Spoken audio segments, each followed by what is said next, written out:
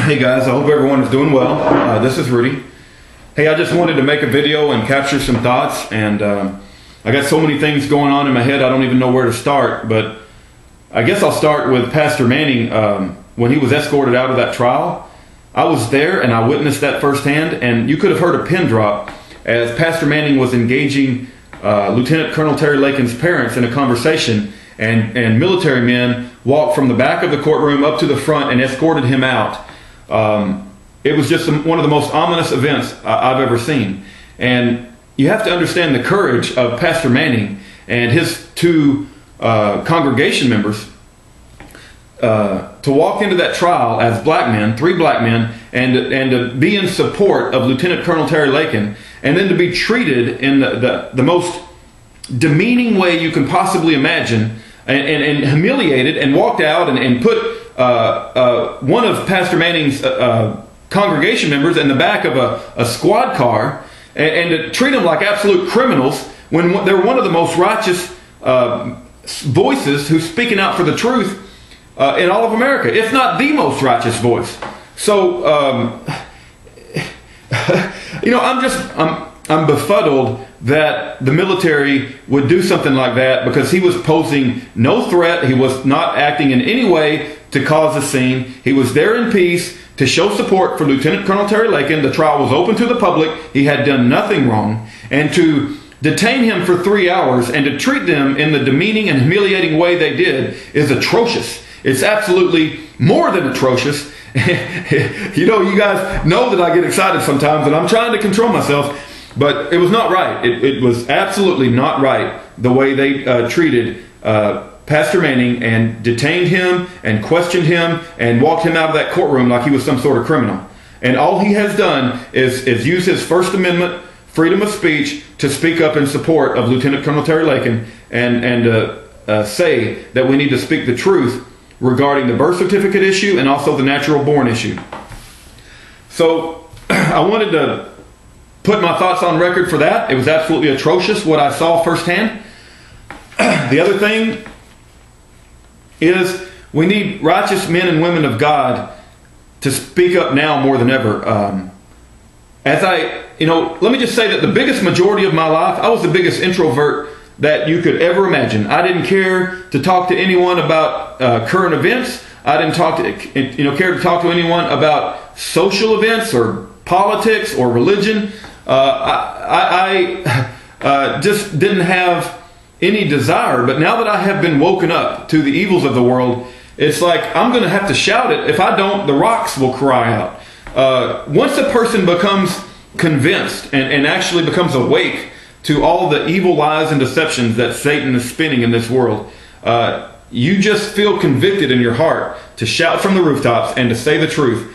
And so I'm asking righteous men and women of God, because you will be the people that we need to speak out for the truth. Now, there's probably some atheists that are watching this video. There may be one or two Islamic people, although I don't think a lot of Islamic people watch my videos.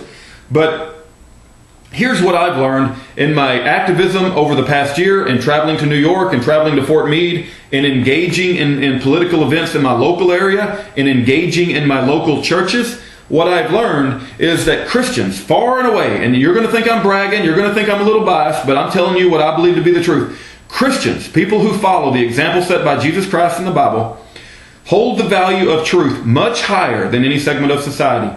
There are examples of bad Christians, I will grant you that, but as a general rule, Christians want the truth. And it's one of the commandments: do not bear false witness against your neighbor.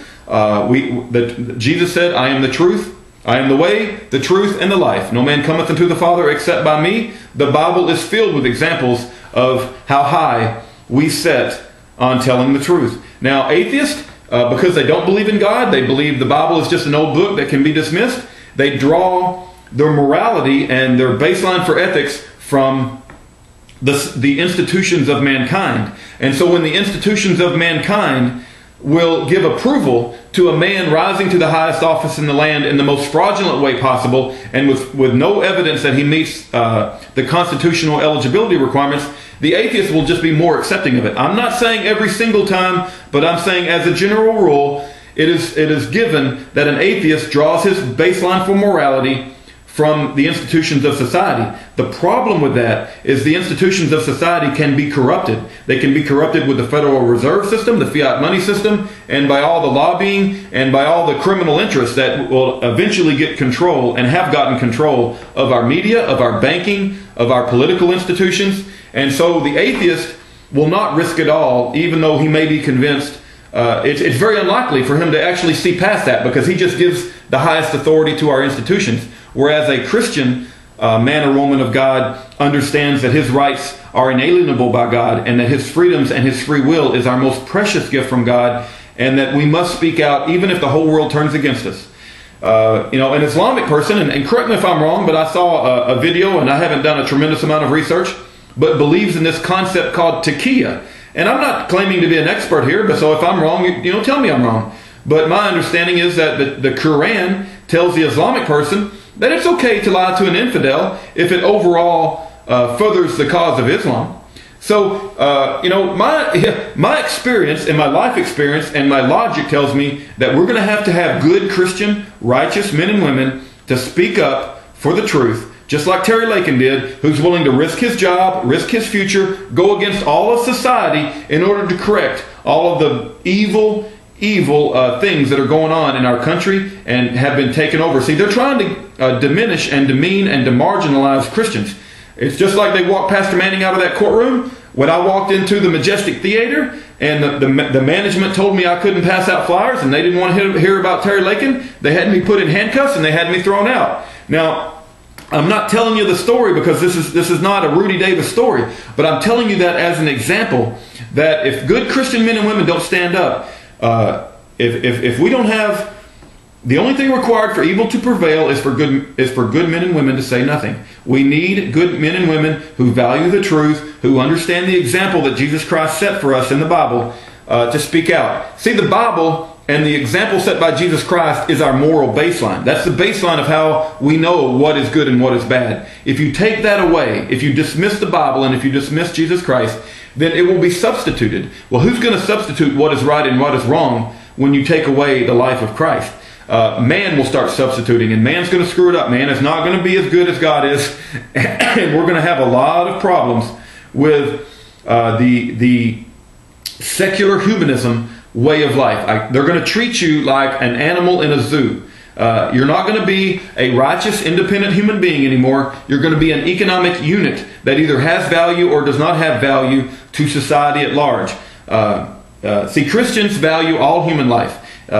And we believe that you should have free will and freedom of speech. And we may not like what you got to say, but you go ahead and say it because God gave you free will. Now, we'll argue back with you, but you go ahead and say all the stupid stuff you want to say, but we'll argue back. But see, the tyranny that's coming up on America is going to be so bad, they're going to limit what you've got to say. They're going to limit the actions that you can take, and they're going to try to control your speech. They're going to try to control your actions, just like an animal in a zoo. God did not create man to be an animal in a zoo, to be controlled by the tyranny of mankind and by the tyranny of governmental institutions.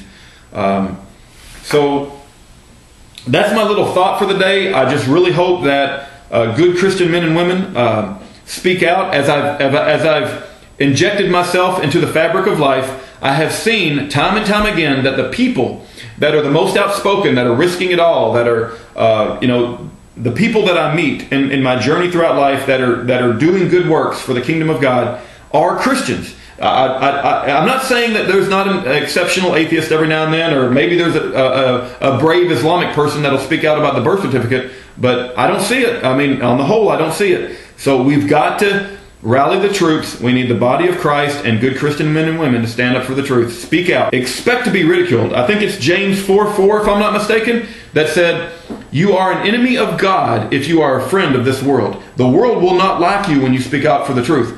Be prepared to accept ridicule. Be prepared to have everybody come against you. But see, we are in this world, but we are not of this world.